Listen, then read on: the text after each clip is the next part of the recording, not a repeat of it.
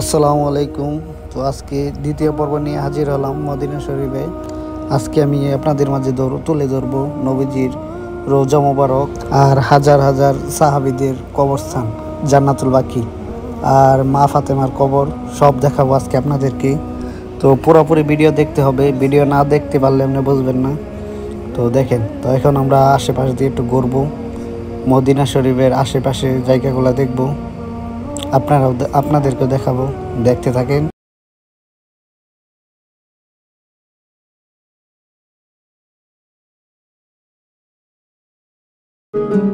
মানে যত জায়গায় করেন না কেন, এখানে আসলে বুঝতে পারবেন কতটা শান্তি। এখানে আমাদের নবী হযরত মুহাম্মদ সাল্লাল্লাহু আলাইহি সাল্লাম শুয়ে আছেন, তার কবর এখানেই। জীবনে একবার হলো এখানে আসবেন, আসলে বুঝবেন কতটা শান্তি। আশা করি যে এরকম শান্তি আর কোনো জায়গায় পাবেন না।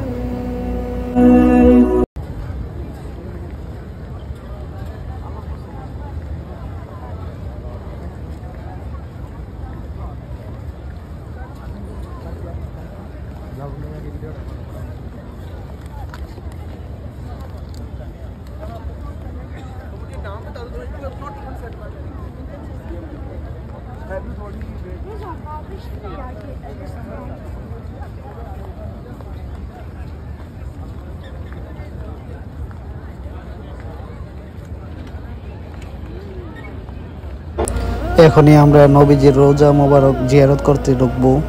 তো এখনই ঢুকবো, আপনারা দেখতে থাকেন, পুরো ভিডিওটা দেখবেন।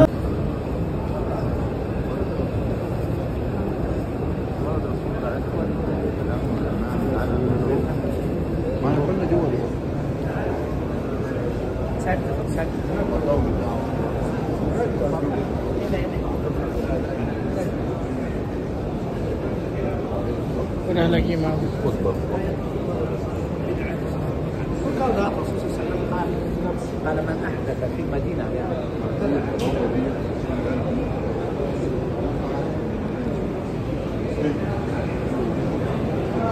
إليك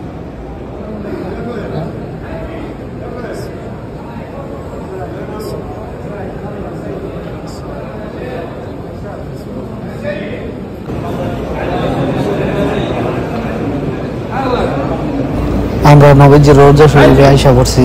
এটাই হলো নবীজির রওজা শরীফ। তো দেখেন, এখানে আমার নবী, আপনাদের নবী, সারা বিশ্বের নবী শুয়ে আছেন।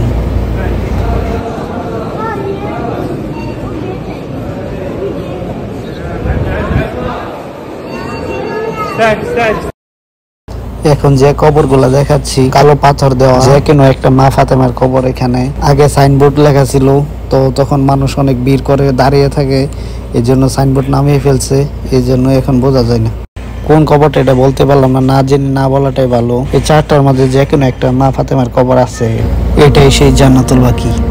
শত শত হাজার হাজার সাহাবীদের কবর এটা জান্নাতুল বাকি। তো এটা আজকে আমরা দেখাবো আপনাদেরকে, তো দেখতে থাকেন।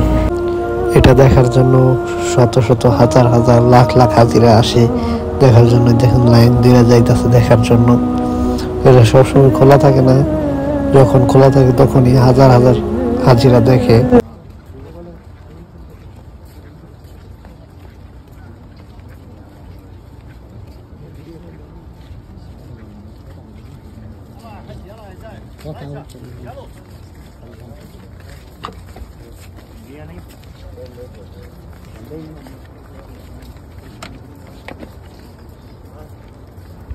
এই ভিডিওটা এই পর্যন্ত। এরপর আসতে যাচ্ছে দ্বিতীয় পর্ব, উহুদের পাহাড়।